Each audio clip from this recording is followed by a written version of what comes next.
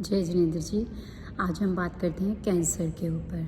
मुझे पता है कैंसर एक बहुत ही डराने वाला शब्द है और भगवान ना करे कि हमारी फैमिली में से या हमारे जानने वालों में से किसी को भी इस प्रॉब्लम का सामना करना पड़े। लेकिन अनफॉर्चुनेटली कैंसर दिनों दिन पूरी दुनिया में, पूरी इंडिया में बहुत बढ़ रहा है और अलग अलग तरह के कैंसर हमारे शरीर को नुकसान पहुंचा रहे हैं। तो सबसे पहली बात है, होता क्यों है। देखो, ये बहुत मल्टीफैक्टोरियल है। इसका एक रीज़न अभी तक कोई भी नहीं है कि हाँ, ये खाने से या ये यूज़ करने से या ऐसा करने से कैंसर हो सकता है, ऐसा नहीं है। देखो, कुछ कार्सिनोजेनिक यानी कि कैंसर कॉजिंग एजेंट्स होते हैं, जैसे प्लास्टिक है या हमारे जो कॉस्मेटिक्स होते हैं उनमें भी ऐसे कंपाउंड्स होते हैं, सिलिकेट्स होते हैं या जीनोएस्ट्रोजेंस होते हैं जो कि कैंसर कॉजिंग होते हैं। या कुछ कई बार कह देते हैं कि नॉन स्टिक की लेयर जो होती है उसमें भी अगर हम नॉन स्टिक के बर्तनों में कुकिंग करते हैं तो भी हमें कैंसर होने के चांसेस होते हैं। तो देखो, मल्टीफैक्टोरियल है। इस करके हम अभी ये नहीं कह सकते कि हम आज इसमें नॉन स्टिक में या प्लास्टिक में खाना रखेंगे तो हमारे को कल कैंसर हो जाएगा। तो जितनी भी स्टडीज़ आई हैं, यूजुअली कैंसर के जो मुख्य जो कारण हैं वो ये हैं। सबसे पहला तो है कि क्रॉनिक स्ट्रेस। आप किसी भी कैंसर पेशेंट को देख लीजिए, उसकी हिस्ट्री देख लीजिए, कहीं ना कहीं उसको क्रॉनिक स्ट्रेस होगी। क्रॉनिक क्या होता है? लंबी स्ट्रेस जो कि आपके दिमाग में चलती रहती है। ये नहीं है कि ये छोटी मोटी स्ट्रेस तो जो डे टू डे वाली वो तो चलती रहती हैं, लेकिन कोई ऐसी स्ट्रेस हो जैसे कि कोई मेजर किसी के साथ हादसा हुआ होता है या कोई किसी की लव्ड वन की डेथ हो गई या किसी को बहुत ज़्यादा फैमिली में प्रॉब्लम्स आ रही हैं या फाइनेंशियल स्ट्रेस है या कोई बिज़नेस में प्रॉब्लम है, तो ये क्रॉनिक स्ट्रेस हो जाती है। Number 1 chronic stress. Number 2 constipation. जब हम टॉक्सिसिटी को अंदर रखते हैं तो ऑफ कोर्स जो हमारा जो सिस्टम होता है वो भी टॉक्सिक हो जाता है। देखिए, कैंसर के सेल्स पूरा रोज़ हमारी बॉडी में हर एक की बॉडी में बनते हैं। हमारा इम्यून सिस्टम लड़ता है तो और वो उन सेल को मार के निकाल देता है, जिसको कि हम सेल एपोप्टोसिस बोलते हैं, वो होता है। तो जब हमारी लो immunity, third is low immunity, जब हमारी लो इम्यूनिटी होती है, जब हमारा immune system in cancer cells के साथ नहीं मुकाबला कर पाता तो हमें कैंसर हो जाता है। ठीक है, सो ये हो गया। प्लस जब भी बाहर का खाना या कुछ ऐसे प्लास्टिक, कलरफुल, जितनी भी आर्टिफिशियल जो कलर्स होते हैं या प्रिजर्वेटिव्स होते हैं उसका ज़्यादा यूजेज भी वो भी कार्सिनोजेनिक माने जाते हैं, तो उनका यूजेज भी जो होता है वो भी कैंसर प्रोड्यूस करता है। लेकिन कई बार हमने देखा है कि हम सोचते हैं कि वो बंदा तो बाहर भी नहीं खाता था, उसको कोई स्ट्रेस भी नहीं थी, तो क्या रीज़न हो सकता है? बहुत कम रीज़न्स में जेनेटिक भी होता है। जैसे आपकी फैमिली में किसी को है तो आपके उसमें चांसेस ज़्यादा हो जाते हैं, जैसे आने वाली पीढ़ियों में ज़्यादा चांसेस हो जाते हैं। तो ये कुछ रीज़न्स थे।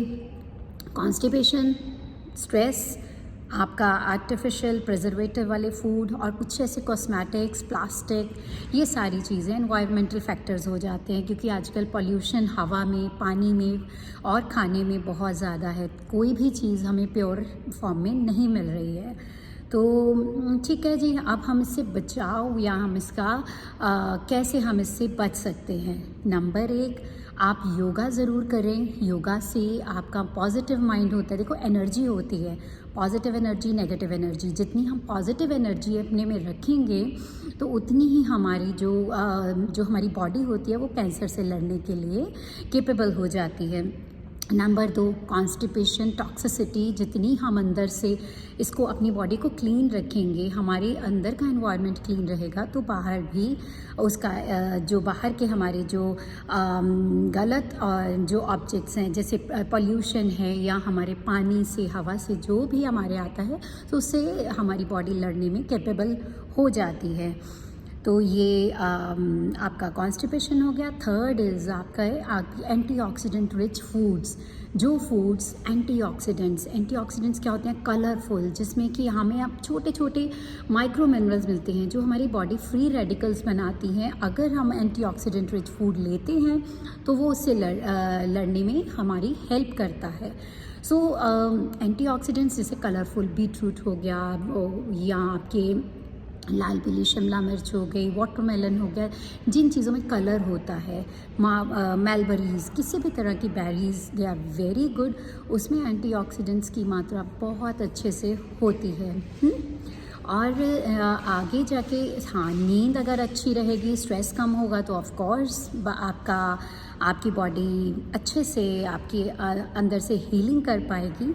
सो ये कुछ रीज़न्स हैं। देखिए, योगा और अपने विटामिन डी के लेवल्स, ये कुछ हम आगे जाके इसका भी इसके साथ भी हम अपने कैंसर के साथ लड़ सकते हैं। लेकिन अगर हो भी गया है, अगर किसी को अगर प्रॉब्लम हो भी जाती है, तो सबसे पहले तो एक चीनी जितनी भी हो सके रिफाइंड चीनी बंद कर दीजिए, क्योंकि जो कैंसर के सेल्स होते हैं वो चीनी पे पलते हैं। तो जितनी शुगर उनका एक मुख्य भोजन होता है, तो चीनी बंद कर दीजिए। व्हीट ग्रास जूस इसमें बहुत हेल्प करता है, क्योंकि उसमें एंटीऑक्सीडेंट्स बहुत अच्छी मात्रा में होते हैं। आप उनको हाई प्रोटीन डाइट दीजिए। स्पिरुलिना बहुत अच्छा है, मशरूम्स बहुत अच्छे हैं।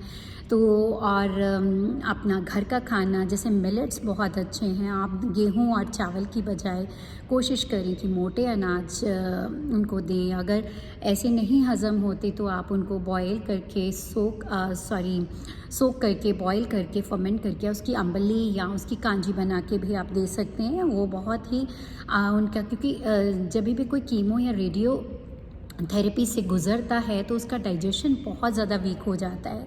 इस केस में जितना लाइट फूड होगा, सो जितने अच्छे बैक्टीरियाज़ अंदर जाएंगे, उतना बहुत उनके जो गट होता है उस पर लोड कम पड़ेगा और वो अच्छे से डाइजेस्ट भी कर पाएगा।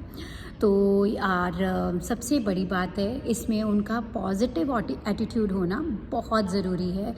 अगर हम कुछ चीज़ें होती हैं हम फिज़िकली लड़ सकते हैं, इस चीज़ में आपको मेंटली भी बहुत स्ट्रॉन्ग होना पड़ता है। मेंटली अगर आप स्ट्रॉन्ग होंगे तो कोई भी ग्रेड हो, फर्स्ट है सेकंड है, तो हम उसको अच्छे से कैपेबल हो सकते हैं उससे लड़ने के लिए। तो ये कुछ बातें थी कैंसर के ऊपर। मिलते हैं अगली बार अगले वीडियो के साथ। तब तक के लिए धन्यवाद।